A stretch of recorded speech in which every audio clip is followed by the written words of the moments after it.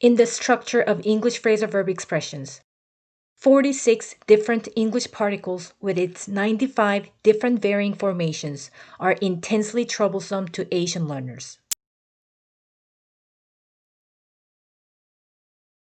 These are the varying combinations of the particles off, away, out, and up as follows.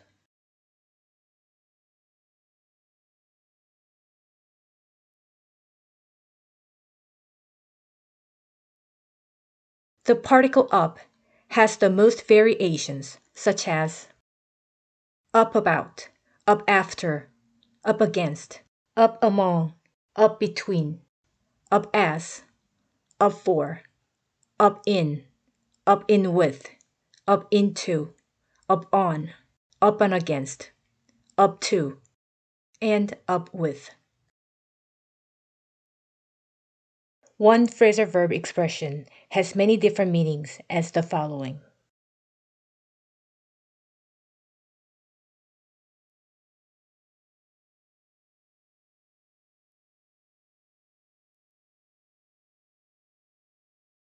The particle up alone also has different meanings. It means upward movement, as in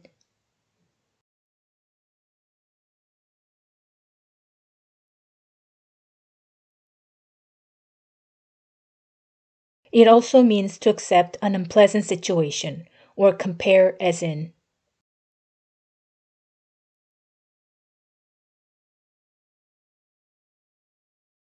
most learners know the expression give up, which means stop trying to do something, because it is hard to do. However, not many learners exactly understand the very different meaning of up compared to the other phrasal verbs, as in the expressions such as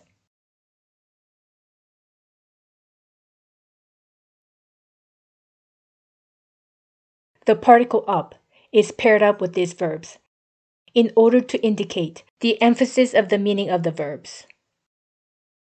Therefore, give up means someone is done giving it a try to do something.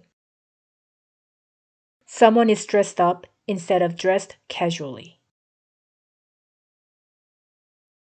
As it combines with a great variety of verbs, entirely new meanings are created despite the identical structures or forms of word pairing combinations.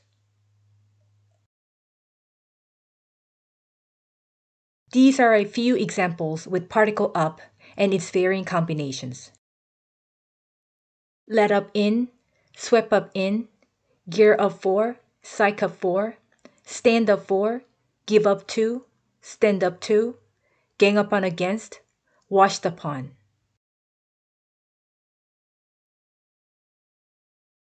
In contrast to their native language, learners must be clearly aware of the distinct use of the individual English particles and their different varying combinations. Learners must understand that the unique word arrangements of the English language cause grammatical and semantic obscurity.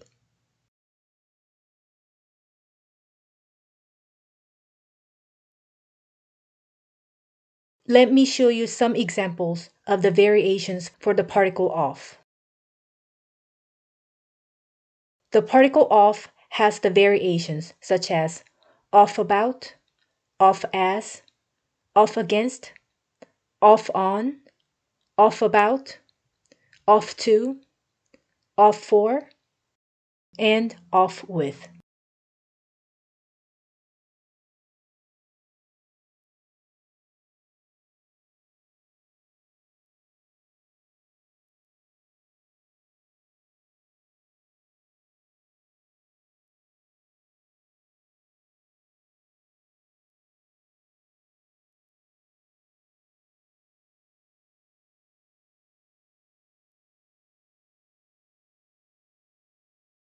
In Korean, the expressions start off with and pair off with don't necessarily have the meaning of removing something that the English particle off tries to indicate.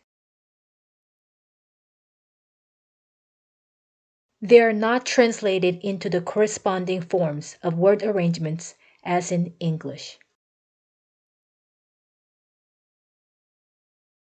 It is fundamental for Korean learners to become mindful of the clear discrepancies between the two languages in the forms and their meanings, as they must recognize the concept of English word pairing combinations. Let's move on and briefly examine the particle away and its variations, such as away at, away from, away to, and away with.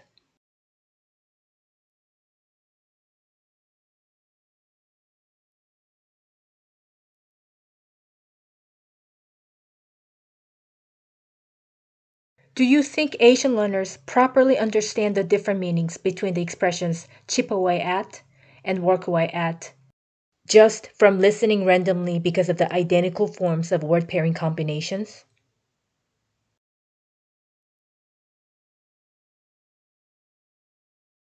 Unaware of the variation away into that is combined by the verb dwindle. Learners are only supposed to be satisfied with using the expression disappear gradually. The basic English rules and acute awareness of the non existent concepts within a learner's native language are the missing piece of the second language acquisition process. Creativity lies in the concrete understanding of the basic English rules, and the basic English rules can fully be acquired by means of a learner's native language. It ensures learners to recognize the clear discrepancies between the two languages in the forms and their meanings.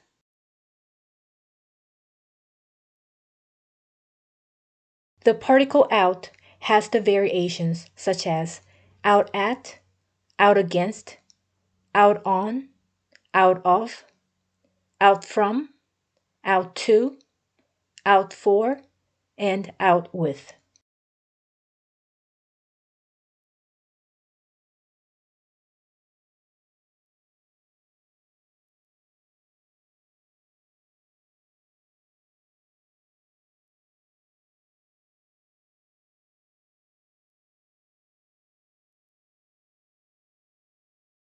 It is perfectly fine that learners use the expressions spend a lot of money and leave for somewhere instead of shell out for and set out for.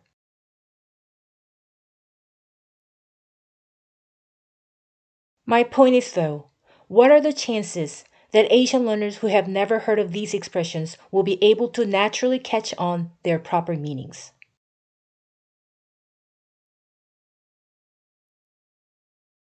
In order for learners to incorporate them into their daily expressions, learners must be able to identify the distinct word pairing combinations as they come across these expressions during a conversation or elsewhere. Unaware of the concept of non existent word pairing combinations. No matter how easy words make up these phrasal verb expressions, they are unlikely to remain as unknown, the unresolved sources of obscurity. Whether a learner has lived in the US over 10 years or longer.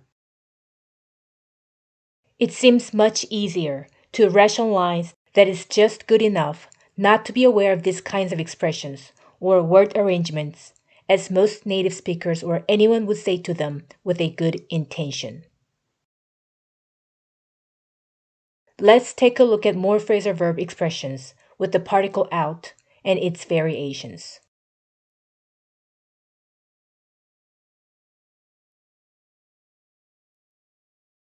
Despite the identical word arrangements between grow out on and miss out on, Korean learners may not be easily able to relate their meanings because the corresponding Korean expressions have completely different forms of word arrangements in contrast to these English expressions.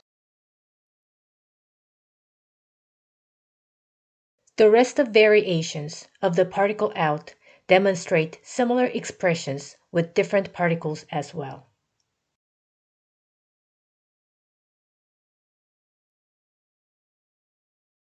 Please pay attention to the different meanings between some of the identical phrase or verb expressions.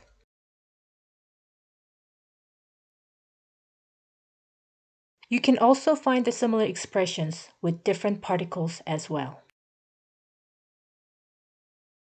Most of each English particle has several different meanings, and these entirely different meanings are created when combined with verbs and prepositions or adverbs. What is the point of listing all these expressions, which, by the way, amount to not much considering the entire phrasal verb expressions from the dictionary? Instead of getting bogged down in deciding how much and what kind of expressions that a learner needs to learn, why not try to directly face up to the most fundamental aspect of learning a new language first?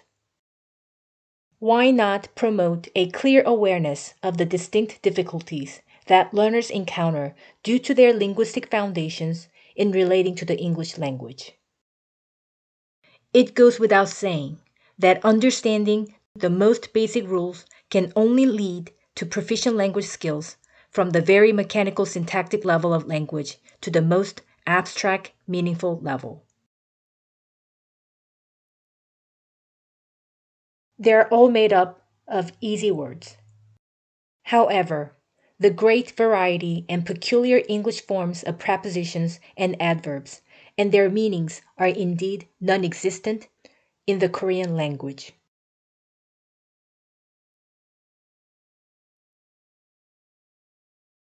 Again, a single Korean verb usually replaces an English phrasal verb expression. Most of the time, Korean expressions have completely different forms of word arrangements in contrast to the corresponding English expressions. There's no concept of one independent particle expressing completely different meanings as it attaches with its many different variations to another verb in the Korean language.